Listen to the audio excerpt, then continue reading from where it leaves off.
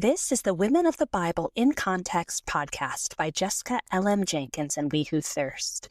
Thank you for joining our conversation at the intersection of trauma-informed theology, historical context, and biblical languages, where we rediscover women of the Bible, her story, her voice, and her God.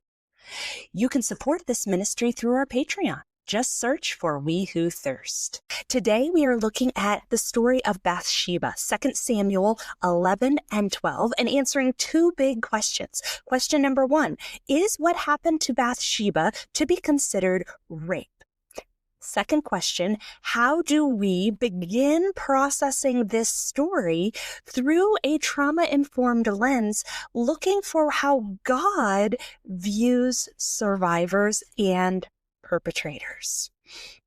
Today's focus is going to be on the passages in 2 Samuel 11 and 12, really getting into the nitty-gritty of the passages and working through. We have a lot of text to cover, but working through those passages. The second episode in our Bathsheba mini-series, I am getting together with Liz Day to discuss the so what. So we've talked about the story of Bathsheba. How are we going to process that? And how should that story impact our local churches and our communities? So you definitely want to come back for that episode after we work through the passages to begin with. So to start, I am going to begin our episode as I always do, reading my translation of the Hebrew text of 2 Samuel 11 and 12, using the name meanings of the characters as would be heard by the original hearer, because this often gives some extra flavor and understanding to the text itself. So let's begin. And then it happened at the return of the year, at the time the kings go out to battle. And then beloved David sent the Lord his father, Joab, and his servants with him, and all of those who wrestle with God, Israel. And then they annihilated the sons of Ammon, and they laid siege to the great city, Rabbah. And beloved David sat in founded by peace, Jerusalem. And then it happened at the time of the sunset. And then beloved arose from his bed, and then he was walking about on the roof of the house of the king. And then he saw a woman washing from up on the roof, and the woman was very good looking. And then beloved sent, and then he inquired about the woman. And then he, the servant, said, is this not daughter of Oath, the daughter of God is the father's brother, Eliam, the wife of Light of the Lord, Uriah, the Hittite? And then beloved sent messengers, and then he took her, and then she came to him, and then he lay with her. And she was consecrating herself from her ceremonial uncleanliness, and then she returned to her house. And then the woman conceived, and then she sent, and then she informed beloved, and said, I am pregnant. And then beloved sent to the Lord his father, Joab, send me Light of the Lord, the Hittite. And then the Lord his father sent Light of the Lord to beloved. And then Light of the Lord came to him. And then beloved asked concerning the peace of the Lord his father, and concerning the peace of the people, and the peace of the war. And then beloved said to Light of the Lord, go down to your house and wash your feet. And then Light of the Lord went from the house of the king. And then after him, a present from the king went. And then Light of the Lord laid down at the door of the house of the king with all the servants of his Lord. And he did not go down to his house.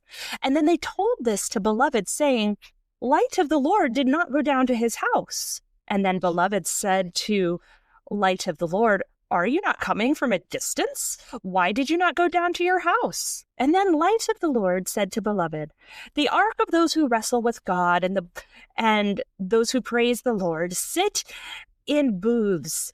And my Lord, the Lord his father, and the servants of my Lord are laying siege in the field. Will I myself come to my house to eat and to drink and to lay with my wife?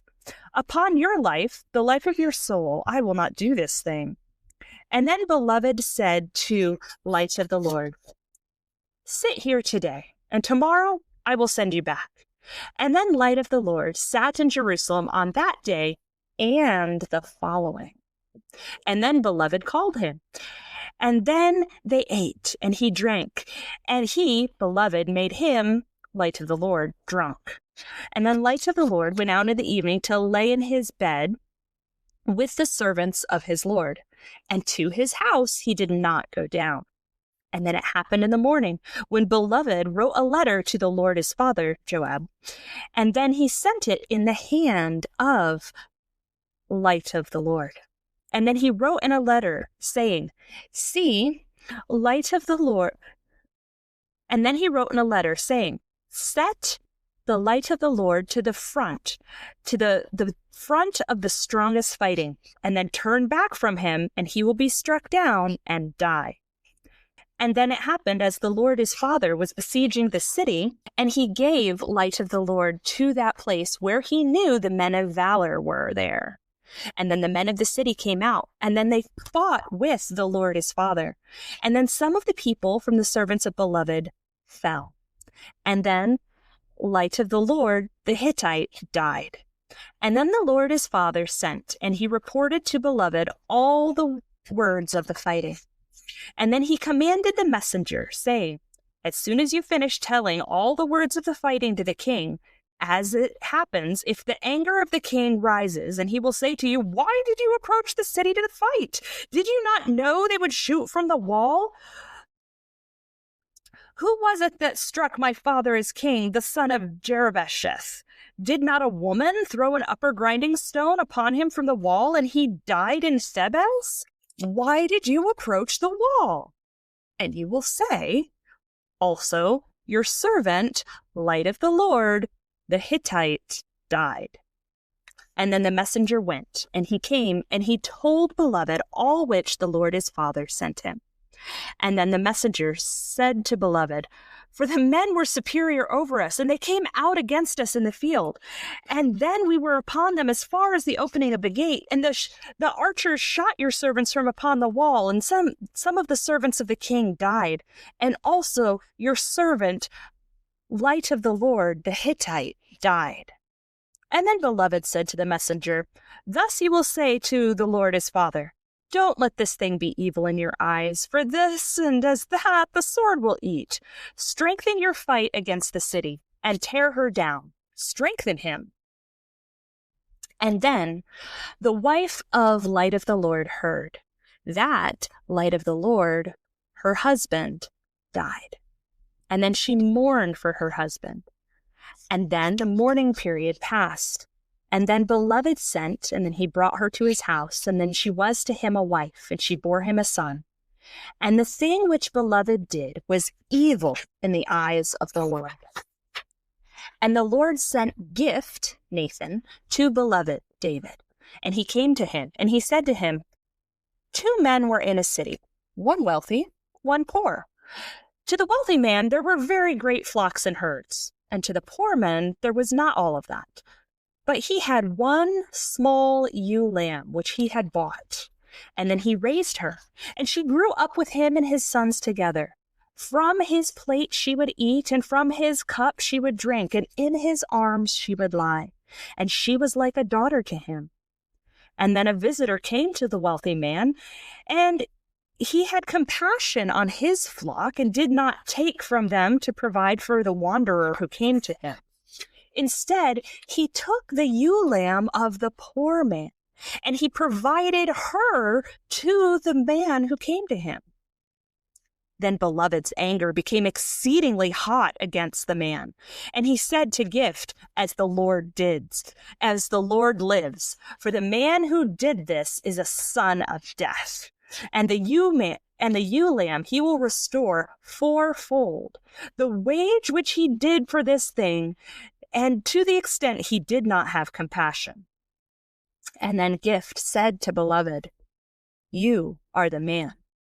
Thus said the Lord God of Israel, I myself anointed you king over the people who wrestle with God, Israel, and I myself removed you from the hand of the one who was begged for, Saul. And then I gave to you the house of your Lord and the wives of your Lord into your arms. And then I gave to you the house of those who wrestle with God, and the people of the Lord be praised. And if that was too little, I would give you much, much more. Why did you despise the word of the Lord to do evil in his eyes? Light of the Lord, the Hittite, you struck with the sword, and his wife you took for yourself as a wife, and you killed with the sword the son of, and him you killed with the sword of the son of Ammon. And henceforth a sword will not turn aside from your house forever as wages because of how you despised me. And you took the wife of Light of the Lord, the Hittite, to be your wife. Thus says the Lord, behold, I am raising up upon you an evil from your house, and I will take your wives from your eyes, and I will give them to a friend, and he will lie with your wives in the eyes of the sun. For you yourself did this in secrecy. I myself will do this thing before all those who wrestle with God, Israel, and before the sun. And then Beloved said to Gift, I have sinned against the Lord. And then Gift said to Beloved, also, the Lord will let pass your sin. You will not die. Nevertheless, because you have greatly disrespected God, like an enemy of the Lord in this thing, the son who is born to you will surely die. And then Gift went home to his house. And then the Lord struck the child, who the wife of Light of the Lord bore to Beloved. And the child became sick. And then Beloved called on God for the benefit of the young boy. And Beloved fasted a fast. And he came and he spent a night and he lay on the earth. And then the elders of his house stood on the side of him to cause him to stand from the earth next to him. And he was not willing. He did not eat bread with them. And then it happened in the 7th day that the child died. And the servants of Beloved were afraid to inform him that the child died, for they said, behold, while the child was alive, we spoke to him, and he did not hear our voice. How can we say to him, the child is dead? He will do evil. Then Beloved saw that his servants were whispering to one another. Then Beloved understood that the child was dead. And then Beloved said to his servants, is the child dead? And they said, dead. And then Beloved rose from the earth, and he washed, he anointed himself, he changed his clothes, and he came to the house of the Lord, and he worshipped. And he came to his house. And then he asked, and they set bread before him, and he ate. And then his servant said to him, what is this thing which you are doing? For the sake of the living child you fasted, and then you wept. And like that, and then when the child died, you arose, and you ate bread? And then he said to them, while the child was alive, I fasted and I wept, for I said, who knows if the Lord will have grace and the child will live? And now he is dead. Why should I fast? Am I able to return him again? I will go to him. He will not come to me. And then Beloved comforted daughter of Oath, his wife, and he came to her and he lay with her, and she bore a son. And then he called his name his peace, or his substitute. And the Lord loved him, that child. And then the Lord sent in the hand of Gift the prophet a word. And he, the Lord, called his name, the child's name, Beloved of the Lord, Jedediah, because of the Lord. 2 Samuel 11 and 12 is a long passage in which Bathsheba actually is a fairly minor character.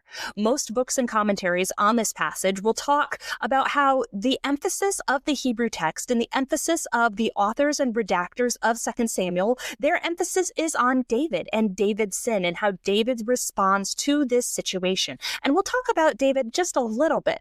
But for the purpose of this podcast, the Women of the Bible in Context podcast, I really want to emphasize Bathsheba's story, because often she is either ignored or maligned in the retelling of this text. And so it is important for us to understand her side of the story. We'll talk about some of the other details that are going along behind the scenes with David and Uriah and Joab and all the different figures. We'll talk about them a little bit, but I really want to emphasize Bathsheba and the Lord, because she is the one who is the living victim in this story.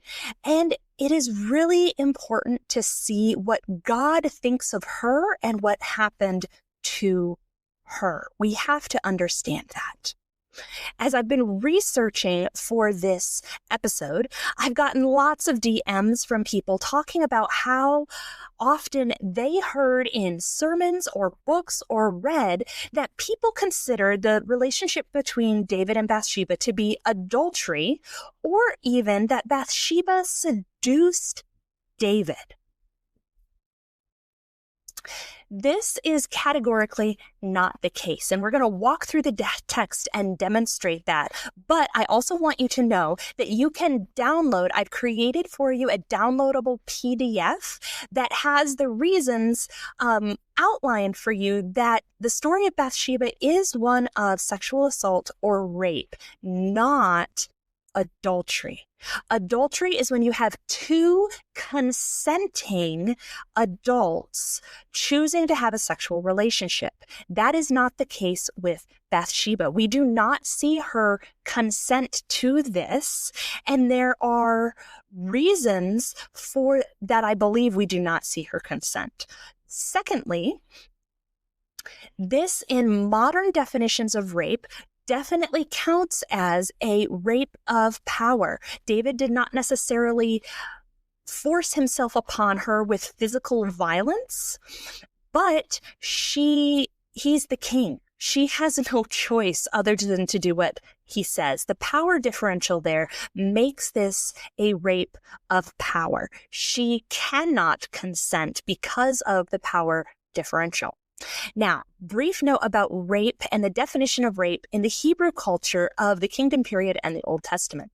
The Hebrew Bible does not have a specific word for rape like English does. There is not a one-to-one equivalent. They have phrases, various phrases that they use, lie with, no, etc., that imply sexual relationships.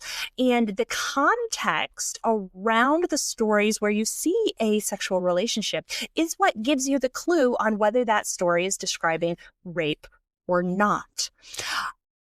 In the Deuteronomy, the book of Deuteronomy, there's a couple considerations as for whether a woman is raped, and we'll come back to this, but one of those is if a woman is in the city and she has a sexual relationship with a man, and she does not call out for help, the Mosaic law would consider that rape. And we'll have to have a whole discussion on that group of laws another time. I'm just telling you what it is. We're not discussing it today, but it needs to be talked about. So if she's in a city and she does not call out, the Mosaic law would not consider that rape. They would consider that adultery. Come back to this as we go through Bathsheba's story. If the woman is in the countryside, it doesn't matter if she calls out because no one could hear her anyway and rescue her. So thereby it is rape. And those definitions we're going to come back to, but I want you to keep in mind as we go through the story of Bathsheba. So let's start walking through the text. 2 Samuel 11:1. The entire thing starts with the return of the year is the literal Hebrews. That may be springtime, it may be fall. People aren't completely sure. Most translations will say springtime. And this is like winter has come. You can't really do a lot in winter. Everybody just kind of hunkers down. Winter in Israel can be brutally cold, especially when you have stone houses. I've been there. Stone houses, not great heating. I've never been so cold in my life, and I grew up in upstate New York.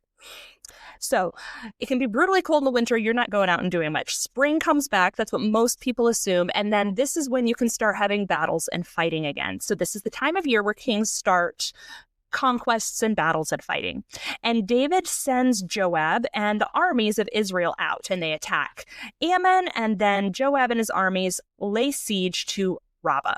So Joab and the armies, Uriah is with the armies, they have gone out and they are doing a massive siege campaign against Rabbah. Commentators are split as to whether David should have been with them or at home. Some people say he shouldn't have been at home. He should have been with the armies. Others are like, well, the king doesn't always go with the army. We see that in other places in Samuel and Kings and Chronicles. The kings don't always go with the army. Having the king on the battlefield is a liability, because if he gets killed or hit by a stray arrow, your whole kingdom collapses. So often kings would show up for really pivotal battles, or like the key moment at the end of a long siege. He'll show up then for really, really important moments. But a lot of the rest of the time, for the stability of the kingdom, he might stay behind. Also, if you have an extended siege period, you might not want the king there, because the longer he's away from the capital and the government structure, the more unrest can start to happen in the capital city. And there's opportunities for unrest or people to come in and try to take the throne from the king because he's not physically there. And so the text isn't necessarily saying that David did a bad thing by staying in Jerusalem. Kings often did that. He may be just trying to provide some stability for the kingdom. The text is commentators are on both sides of that, on whether he should have been on the battlefield or whether it was okay for him to stay home. This verse 1, is really just a statement of where everybody is at and why. David's not there. He's the king. And then everybody else has left. So David stays in Jerusalem. And verse 2 gives the specific situation that starts the account with Bathsheba. And it happened at the time of the evening. David arose from his bed. This could either mean he's just being lazy and lazing around, or more likely, it means a lot of people would take a siesta, a nap in the heat of the day in the afternoon. Spring isn't necessarily super hot in Jerusalem at all. If it's like March, April, it's not that hot. But that's a life pattern that people would adopt from the heat of the summer, and it's likely they would still practice that in the spring. So he may have, in the warmest part of the day, kind of relaxed for a bit, worked all morning on whatever kingly duties he had, relaxed for a bit on the roof or in his bed inside. And then as the evening cool breezes comes, he goes up on the roof. And it says he rose from his bed and he was walking about upon the roof of the house of the king. So, and this Hebrew word walking about, it's not that he's like just standing in one place. He's walking all over his roof, to and fro, back and forth. He's just kind of meandering on his roof. We don't know if he has servants with him. It's likely he could have been discussing business or other things, but he's on the roof walking around. And then he sees a woman bathing from up on the roof. Again, the fact that David is on the roof is emphasized here. We know David is on his roof. The Hebrew repeatedly tells us David is on his roof, which it's likely David's palace was one of the highest points of the city. And from that palace, he could kind of see the entire city of Jerusalem, which at this point in history is not terribly large at all. So he can actually see the entire city limits from his palace. And so he's up there just kind of surveying the city at sunset, at dusk. Light is starting to get dark. It's not super bright out, and he's enjoying the cool breeze, maybe an after dinner stroll, because wealthy people would eat reclining. So he could have been in his bed eating dinner as well. And he's now up on the roof, enjoying a stroll in the breeze. And as he is up there looking around, he sees a woman bathing. But the text does not tell us where she is bathing. Some commentators start to malign Bathsheba here. They say because she is bathing close enough to be seen by somebody in the palace, therefore she must have wanted to be seen by somebody in the palace. Therefore, she was purposely trying to seduce David, which is a lot of logical leaps on the onset, a lot of reading motivation that's not mentioned in the text, but it's a very common charge leveled at Bathsheba, that because she's bathing where she could potentially be seen by somebody at the highest point of the city, therefore she wanted to be seen, and therefore she is purposely trying to seduce David specifically. They argue this. So let's talk about bathing. Remember, in the ancient world, I feel like everybody misses this really obvious point. In the ancient world, they do not have running water or bathrooms in their houses. They don't. So bathing in your house is not an option. unless you were going to purposely cart lots of heavy water from wherever they're stored to collect likely rainwater or other such into your house. Women historically, men either, did not bathe inside houses. That's not where bathing happens in the ancient world. So let's just take that assumption that she was bathing outside her house when she could have been bathing inside her house. Take that assumption off the table. People did not bathe in a house. That is not where bathing takes place. So that's not even an option. Okay? No running water. We're not bathing inside the house. So there are three possibilities for where she could have been bathing. I'll start with the one that's the most commonly taught. A lot of times it's taught that Bathsheba was bathing on her roof. So David just had to look a few roofs over and, hey, look, naked woman hanging out on her roof, displaying herself from the world, scrub-a-dub-dub in the tub, playing erotica tease to King David 3 roofs over. That is how this is commonly discussed. Okay, let's say she was bathing on the roof. Let's think this through logically. They still may have water on the roof because, again, Jerusalem, you may not know this, Jerusalem gets as much rain in a year as London. But Jerusalem gets it in like really torrential downpours, and London gets it in like misty sprinkles. So in Jerusalem, which is kind of desert, you want to collect water as best you can during those elusive, massive rainstorms. So it could be that people had a lot of rain-catching barrels and jars on their roofs to catch rain. They would be large because you want to catch a lot of water very quickly when that rainstorm that drops inches of water instantly happens. And you don't have time to catch 3 gallons today and 3 gallons tomorrow. You need 30 gallons in 10 minutes. I'm making up figures, but you get the idea. And so it's possible that she could have been bathing on the roof because that is, again, where everybody in Jerusalem, not just Bathsheba, keeps their water is on their roofs. And so that would be a logical place to bathe or to wash. And the text does not tell us what kind of bathing or washing she's doing. We don't know if this is a sponge bath.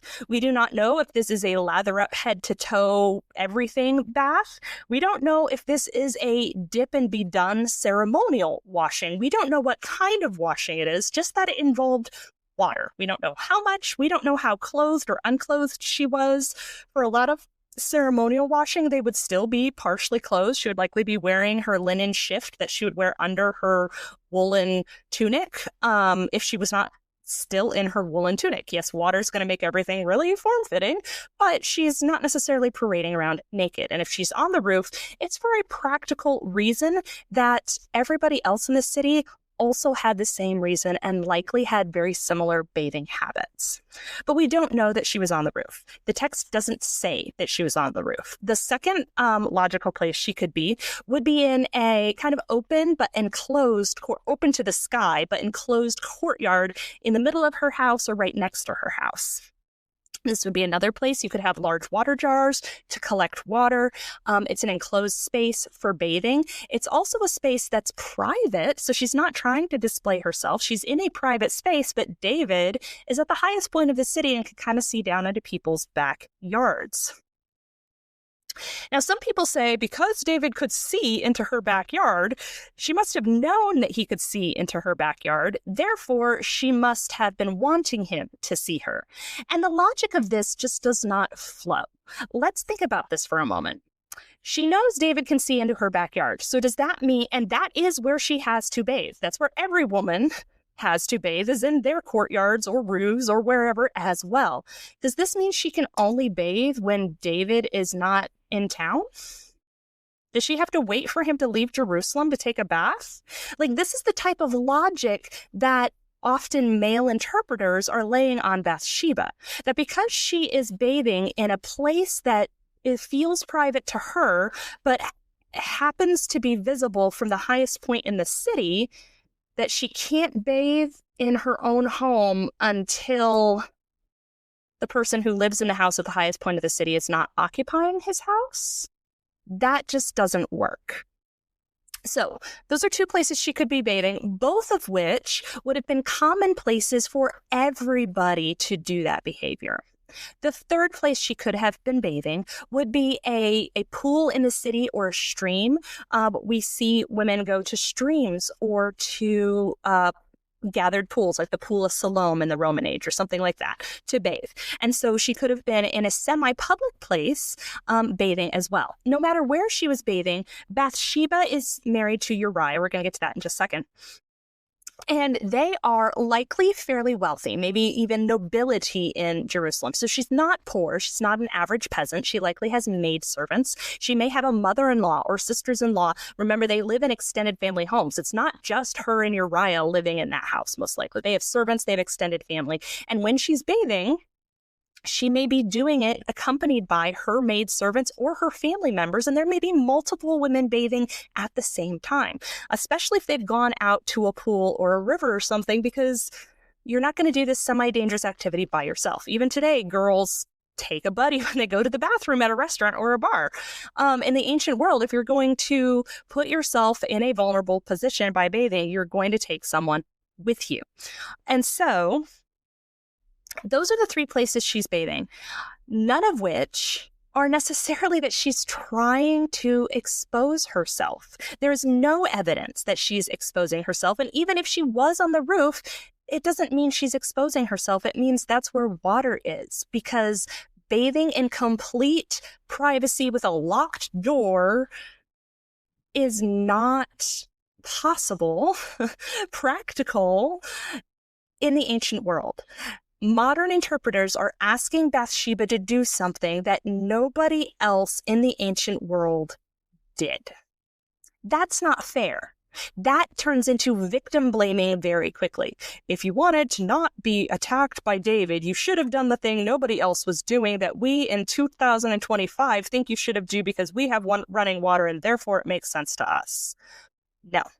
Bathsheba, David walking on his roof, highest point in the city, sees a woman bathing. We don't know where, likely with other women, and it's at dusk. It's not like it's the heat of the day. It's at dusk. The sun's going down. It's starting to get dark. That indicates an expectation of privacy. She doesn't want to be out in dark because that can be dangerous.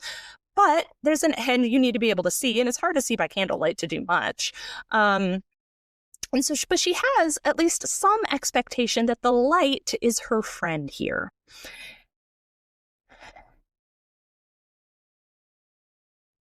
She is doing what she needs to do. Some commentators think she is bathing as purification from her monthly periods. There is conjecture on that. We'll talk about that in a little bit when we get to that part in verse 4. But we don't know the exact reason she's washing. She has several places she could, and she's allowed to wash for whatever reason she wants to wash without being leered at. Women are allowed to take baths where they need to take baths. When you're camping, you take showers in weird places because you can't shower in your tent. The same in the ancient world. We need to give her as much grace as we give a woman at a campground or who's backpacking through the mountains, who bathes in a stream. We need to give Bathsheba that same kind of grace.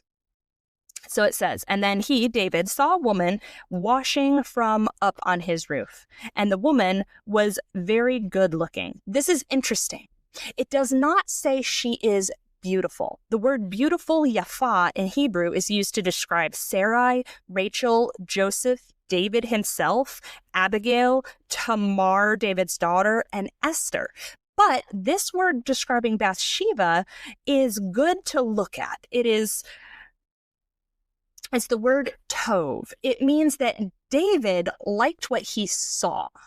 This centers his appraisal of her physical form above her natural beauty, if that makes sense. And it's not saying she wasn't a natural beauty, but it's emphasizing his lust and his desire against her. She's good looking, but another time that women are considered good looking or good in the Hebrew Bible is when King Xerxes advisors are saying, hey, we should collect all the good-looking girls to be in your harem, and you can pick a queen from them.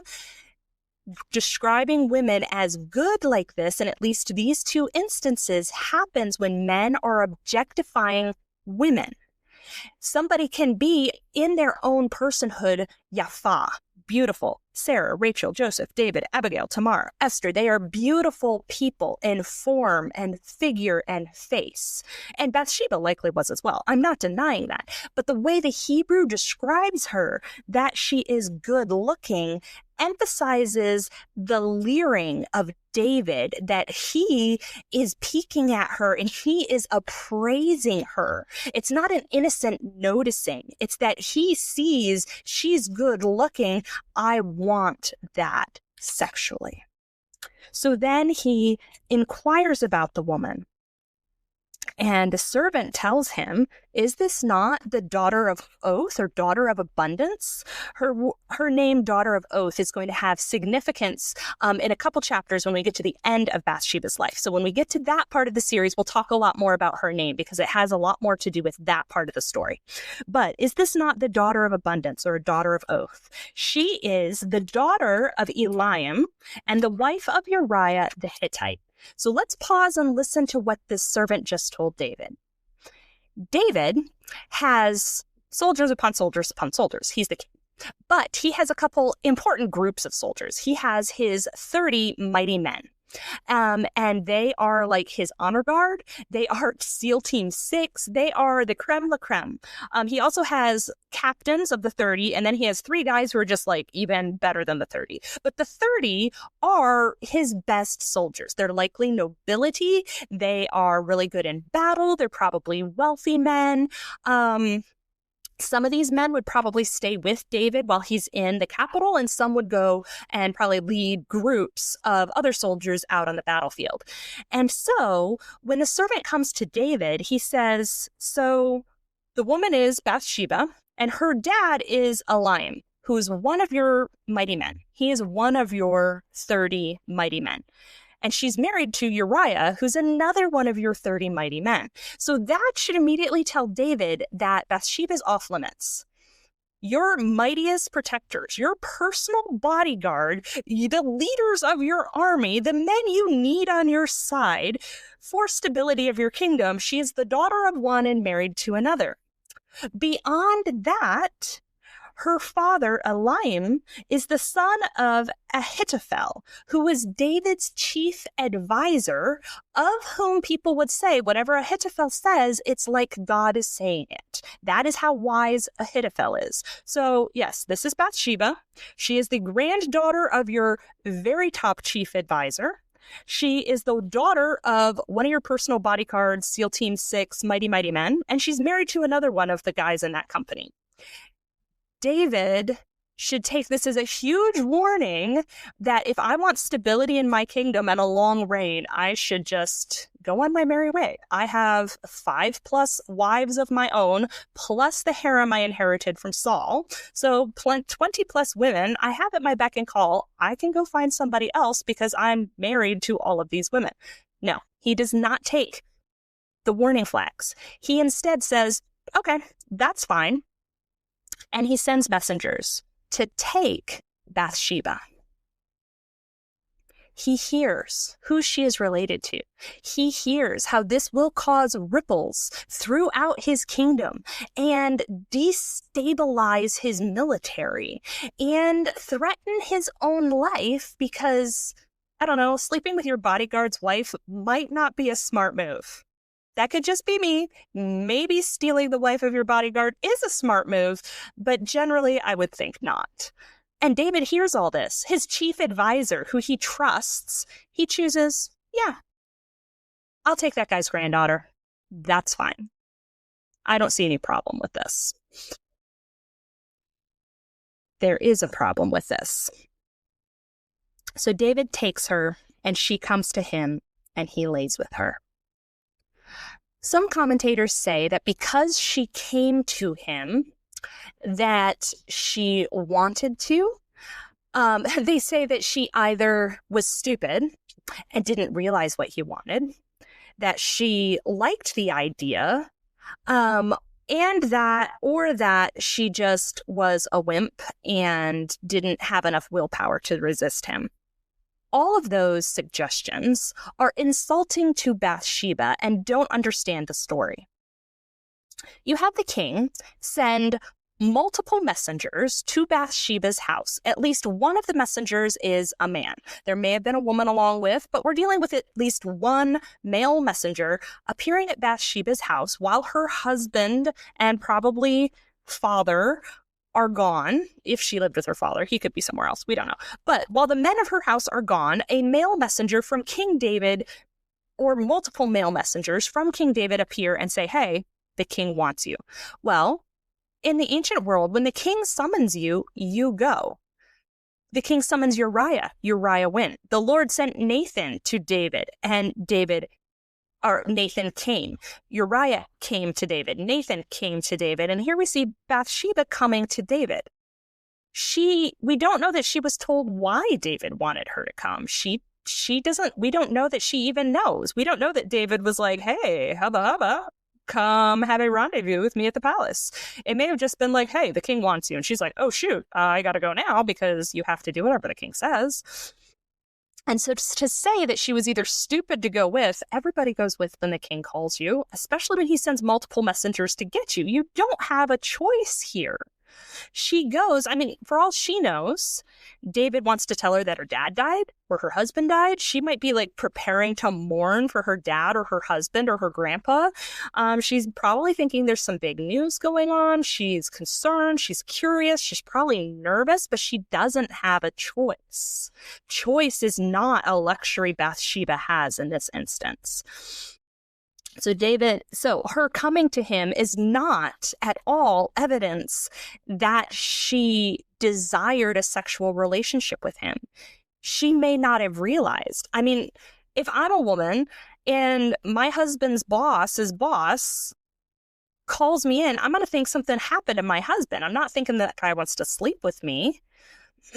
She's also like, why would it even cross her mind that the king would cross his chief advisor and two of his personal bodyguard mighty men? Why would the king do that? That's stupid. Bathsheba doesn't think David's stupid. So why would she even guess that he wanted to sleep with her? I don't know why that would even be something she could fathom at this juncture. She just knows potentially armed messengers have showed up at my door and said, come with us to the palace. So she does what any other person in the city would do, male or female, and she goes to the palace. So then, after she gets to the palace, David rapes her. Even if he did not physically force himself upon her with violence, she didn't have a way to say no. Let's think back to the Deuteronomy rape clause, where it says if a woman is in the city and she cries out, then she can be rescued. If she doesn't cry out, then it's considered consensual. If in the country, if she is attacked in the country, it's automatically considered rape because even if she cried out, there's no one to rescue her. I would argue that what David does to Bathsheba is like a woman being attacked in the country, because she's the king. Some commentators are like, well, she should have resisted him more. Towards what end? So that he could just kill her instead of raping her? Survival instincts are pretty strong, and a lot of women are going to let a man rape them rather than die, because our survival instincts are just going to kick in and do whatever it takes to keep us alive. And who is she going to call out for help? The maidservants in the palace can't do anything. The armed guards aren't going to do anything against the king. She is like the woman in the field come upon by a man who has nobody to protect her. There is nobody to protect Bathsheba, even if she does cry out. There is nobody to whom she can appeal for rescue. No one. She is alone. And David has his way with her. This is a situation of rape, even if it was not violent. The power dynamics means she could not consent, she could not say no, she could not cry out for help, and the only resistance she could do could lead to her death. or the death of her husband, her father, or her grandfather.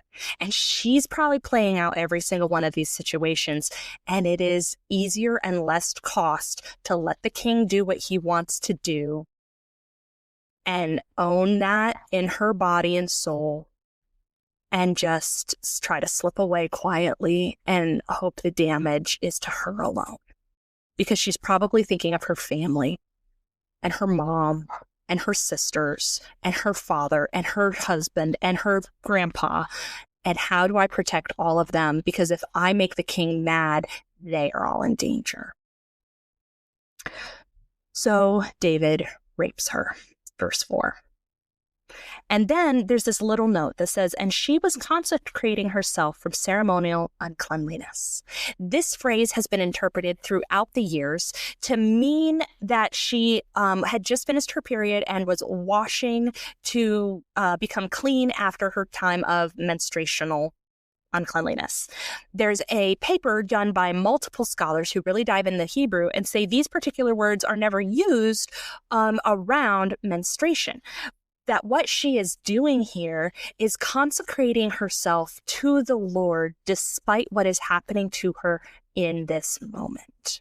She is recognizing the heinousness of this situation and is consecrating herself to the Lord because David slept with her and because she had no power in this situation. Either way, whichever way you interpret that phrase, Bathsheba is a woman trying to follow the commands of God. She is either washing herself from ritual uncleanliness from menstruation, what she is supposed to do under the law, or she is devoting herself to the Lord as she's being sexually violated by the king and has no one to help her. Either way, Bathsheba is holy in this situation. We further see that after David finishes with her, he does not send her away. She leaves of her own will. She doesn't try to hang around the palace. It's possible that David, Oriental kings in the ancient world, they would bring women, even if she was married to someone else. We see this with Pharaoh. We see this with Abimelech and Sarah. They didn't necessarily know she was married to Abraham because they lied. But, I mean, kings in the ancient world can take women whenever they want. You want that guy's wife, the king can just take her. That is how the ancient world works. And they can kill the husband if they want. That is how the ancient world works, which is why Abraham is so afraid of having a beautiful wife. So David takes her and she leaves. He takes her, he rapes her, and she says, I'm out. As soon as he's done, she goes home. She leaves. She wants nothing more to do with this. She's not vying for power here. She is not trying to move in the palace as the next queen. She goes home. And then verse 5, it says she conceived. So between the end of verse 4, she returns to her house, and the beginning of verse 5, she conceived. We have weeks and or months until she can verify actual pregnancy. Maybe she sent word a week after she missed her next period. I imagine she waited a little longer because we all know periods can be craziness, especially in times of stress. So I'm imagining it may be a couple months later that she's like, oh, I'm pregnant. Ooh, my husband's been gone. David raped me. She sends word to David and says, I'm pregnant. David never replies to her. She lets him know the consequences of his actions. Some people say her telling him that she's pregnant means she colluded with him for this goal, or that she wanted to be pregnant, and she's letting him know. No, she's just letting him know, hey, I'm pregnant. It's your fault, and I'm either going to be executed for adultery, or you're going to have to take responsibility for this. And David does. And we're not going to get into everything that David does because that's a lot. And I'm focusing on Bathsheba. But David goes through and he kills Uriah the Hittite. And there is collateral damage. An entire unit of soldiers dies when David murders Uriah at the hands of the citizens of Rabbah. And Joab is an accomplice to the crime of the murder of Uriah. And Bathsheba is not the only woman who is collateral damage.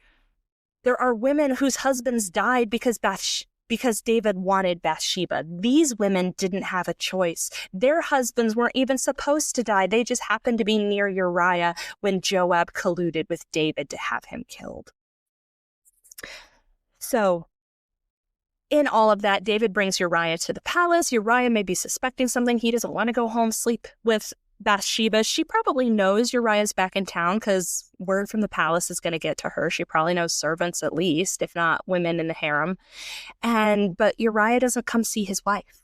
We don't know that they ever get to have a conversation after all of this has happened. So Bathsheba is alone. She's completely alone. She never gets to see her husband.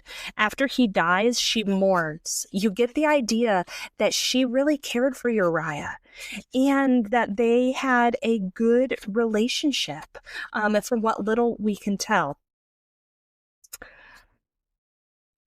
And so she mourns after Uriah dies, and then David brings her to his house and makes her his wife. We don't know that she wanted that. That's a way for David to save face because he has sent a lot of messengers. What has gone on between David and Bathsheba is not a secret. Everybody knows the baby's his. He was hoping to keep it from Uriah. Uriah probably figured it out because he's hanging out at the palace gates for a couple days. Gossip trains do their thing. Everybody knows this baby's David's. David marries her. We don't know that Bathsheba wanted to marry David. There's no evidence to that at all. Some commentators take the she's guilty until proven innocent tact with this passage. They're like, we don't know that she didn't want to have sex with David, so therefore she did want to have sex with David. And the text doesn't do that. The text leaves her as innocent.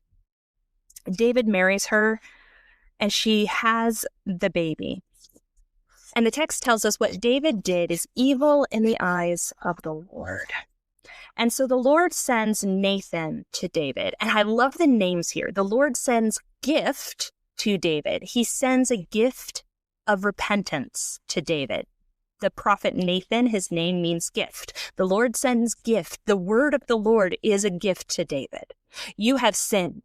You have raped and murdered, but I'm still sending you a word.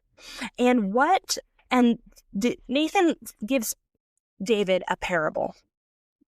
And he says there's a rich man who has flocks and sheep, and then there's a poor man who has one ewe lamb that he bought with his money. A ewe lamb in a poor man's household is hope for the future. A ewe lamb, not a ram lamb, a boy lamb. The man is probably hoping he didn't buy this ewe lamb for meat. She is not food. She's probably hoping to breed her, to have baby lambs for wool. This is hope for the poor man's family economically. This is an investment, but it's not just an investment. It's emotional. This man loves this sheep. He feeds her. He drinks with her. He lays in her arms like she's a daughter. Bathsheba, daughter of oath, daughter of abundance. The lamb is like a daughter to the man who would lie in his arms. Shekav, Sheva, daughter. These words are playing on words with this little ewe lamb. And then the rich man kills the little ewe lamb. Let us think carefully about this parable. You have a wealthy man in the parable. Obviously, David is depicted as the wealthy man. The poor man was likely be Uriah.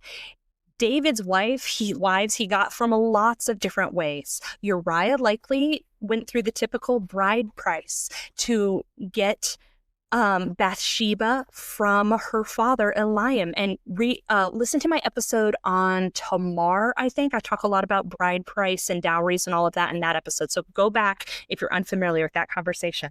But Uriah likely pays a bride price. He invests in Bathsheba and he loves her and he takes care of her. And then she's like a daughter to him. But then the rich man, rather than partaking of his great flocks, David has lots of wives, an entire harem. He takes the ewe lamb from the poor man and he kills it. God, through this parable, likens rape to murder.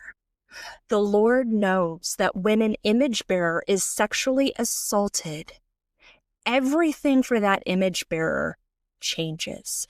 Who they were before dies in a way, and who they will be going forward is not the same person. There is a death that happens to who the person was before when they are sexually assaulted. God knows that. Most interpreters of the text miss the bombshell that God drops in the middle of this parable. Bathsheba, whose name echoes the words describing the lamb, who is pictured by an innocent ewe lamb. If you're curious, is Bathsheba innocent or not? The parable describes her as an innocent victim of murder. The Bible, not just here, but in the law, likens rape to murder. God puts those two things together. Unfortunately, our modern culture often minimizes the damage that sexual assault does to the survivors. We minimize it. Oh, like you scrape your elbow or something and you put a Band-Aid on it and you heal and you're fine. No, that is, with sexual assault, fundamentally changes a person forever. Some people, the damage is a lot deeper than others, and a lot of that's the support and everything else they get as they recover from the trauma. But we see God here recognizing that wound. And David never fully gets it. He never really owns the damage he does to Bathsheba, or to Uriah, or to Bathsheba's dad, or to Bathsheba's grandfather, or to all the women whose husbands were killed because of Uriah, or to the women that are going to be raped by David's son later on because of this sin. David never owns any of that. He repents to a level. He wants God to keep him in power, which is so often the response. Yes, I messed up, but let me keep my power.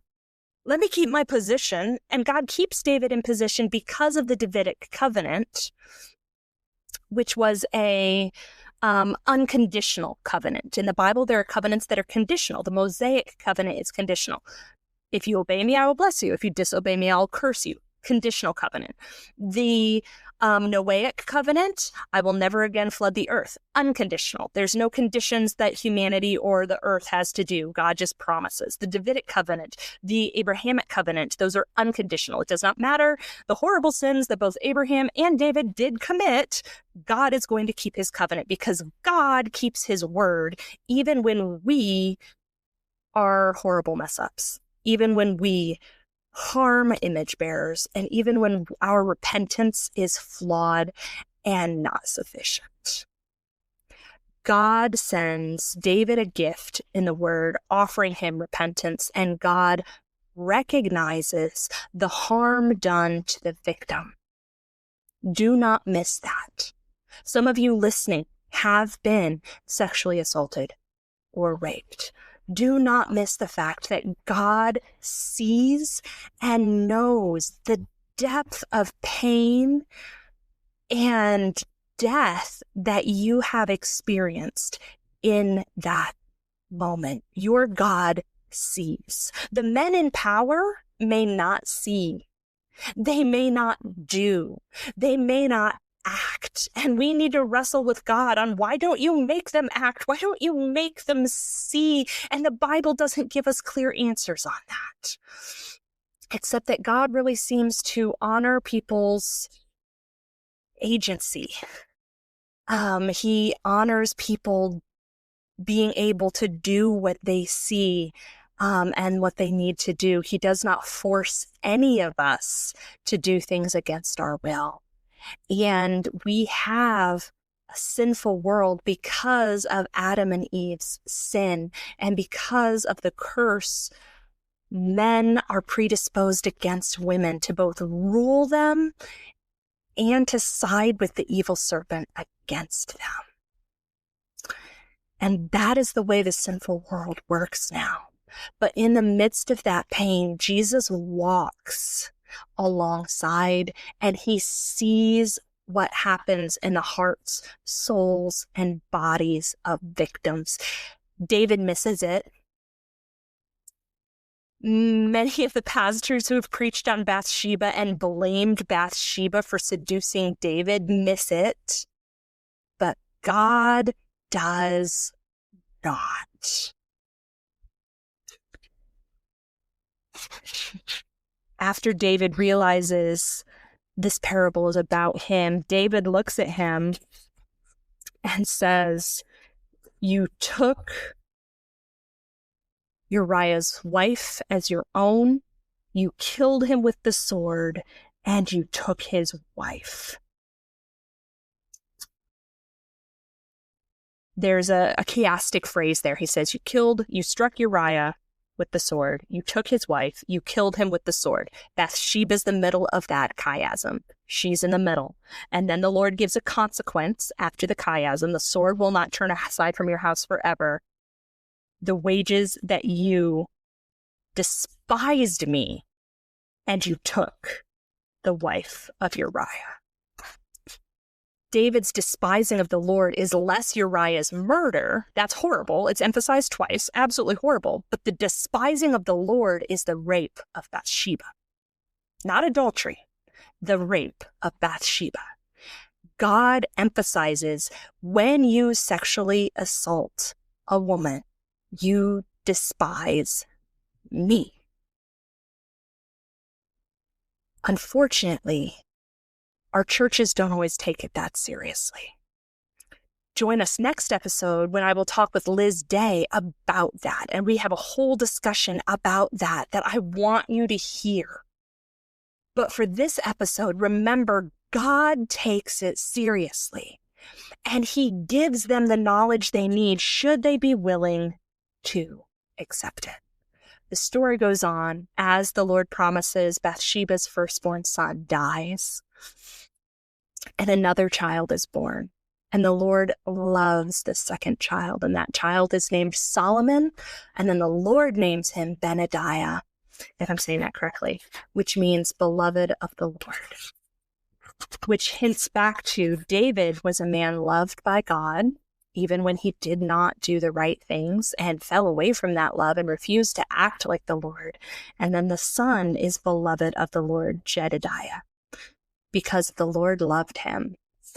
And for women in the ancient world, their status, their future is tied up with their sons. That's just the way it was. We don't have to like it. It just happens to be the way it was. So when the Lord is saying, Bathsheba, the Lord sends Nathan the prophet to Bathsheba. Carol, I see her holding the baby.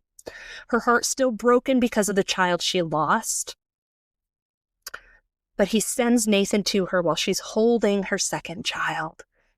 And Nathan, the prophet from God, says, I love this child. He is loved of the Lord. Your husband named him son of peace, son of replacement. He named him the substitute, Solomon, his peace, his substitute. God names him beloved, which for Bathsheba is more than just a name for her son. It is the Lord, in a way, communicating to Bathsheba, because her entire life is wrapped up in this child. She's married to David, but David has multiple wives. After David dies, what happened to those wives really depends on any children those wives have. These women only have a future beyond David in their children. That's the way the ancient world works. So when the Lord offers this beautiful blessing on Solomon, Jedediah, he is communicating to Bathsheba, I love your son. I've got you. I see what happened to you. I am blessing your son. I am choosing to love your son, your baby, And because I love your son, you will be okay. You have a future. God is communicating through the ancient culture to the heart of Bathsheba to let her know he has her back as she heals, as she figures out how to move forward now that her husband is dead and her new husband has numerous other wives. And everything's going to start falling apart really bad pretty quick after all of this. As Bathsheba wanders through the next decades, the Lord says, I love your son. I love you. I've got you. God sees the survivors of abuse, and he cares deeply for them. And we see that beautifully in the life of Bathsheba. Join us next episode for my conversation with Liz Dye, where we go more into the so what. I've spent a lot of time talking nitty gritty in this episode. Get the download of evidence that this is rape, not adultery. Get that PDF download. It is in the description on this episode, and it is available on my website. Get that download. Listen to the next episode. God cares. We should care. Let's go forward with that truth as first and foremost in our minds and hearts. Have a great week. Thank you so much for listening to the Women of the Bible in Context podcast. Join Jessica L.M. Jenkins' mailing list for more research and devotional thoughts about women of the Bible, and access the full research bibliography for this episode by visiting wewhothirst.com/links. Support continued research about women of the Bible and their cultural, familial, and historical background by joining the We Who Thirst Patreon. I am so honored that you joined me for today's episode and look forward to seeing you next time.